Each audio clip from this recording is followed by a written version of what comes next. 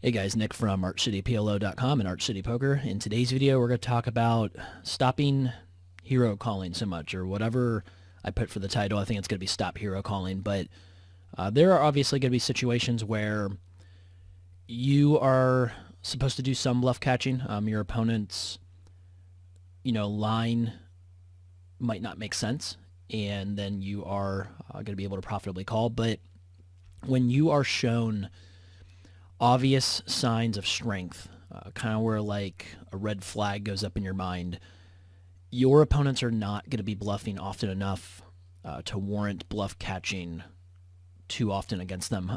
They are a lot of times not going to have a bluffing range at all. So a few spots where this could happen and where you could look out for this is when they triple barrel at any point, whether they are the pre-flop raiser or not. If your opponent bets flop, turn, and river in most live low to mid-stakes games, you just are not facing a bluffing range at that point. You do not need to be making hero calls. Another spot is when they check raise the river. That is usually a pretty big sign of a very equity-driven range, hands that are going to be at the top of your opponent's range.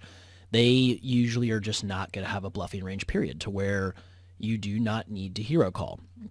And for a lot of you, I think a lot of you struggle with this part of your game simply because, if you're playing live low stakes, you're sitting there, you're getting dealt, not too many hands per hour. And when you get good hands, you don't want to lay them down. And you guys might watch some, whether they are like Twitch streams or, higher stakes poker games on, whether it's like old TV shows that they show on YouTube, or like whether you have like a Poker Go subscription or something like that. And you see a lot of these pros making these hero calls, and they are right to do so most of the time simply because they have to respect their opponent. Their opponent is capable of being at least somewhat balanced. They are capable of making moves. When your live low stakes opponents are not capable of the same things.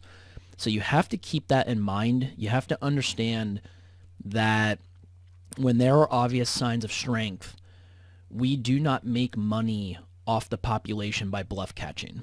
You need to keep in mind that before you sit down at any table within any stakes, you need to understand how you best make money off of that type of population, off the average type of player within that population. These types of guys, these types of populations, you're going to mostly value bet. I think most of you guys know that. You might sprinkle in an occasional bluff catch here or there, but it's mostly when your opponents do not have obvious signs of strength. One in particular, they c-bet as the pre-flop raiser, they check turn, and then they decide to stab river.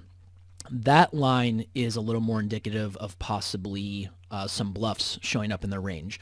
But super obvious signs, when you see big bets on the river, especially if they've triple barreled or if they've check raised and they got to that point to where they are having these massively or relatively large sizings, those are going to be the situations where we are going to try to avoid making these hero calls, because you're just going to be lighting money on fire.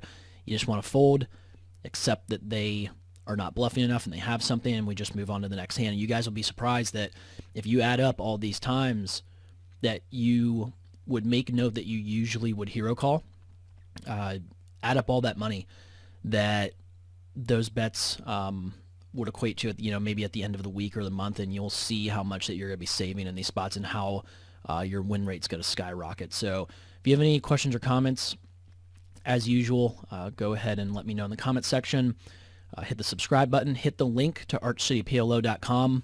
Still loading new content onto the site, as I will be throughout this year. And there's been a couple changes on there to where it's going to be easier as far as payment methods to quickly sign up, start learning right away from these very easy to learn from videos.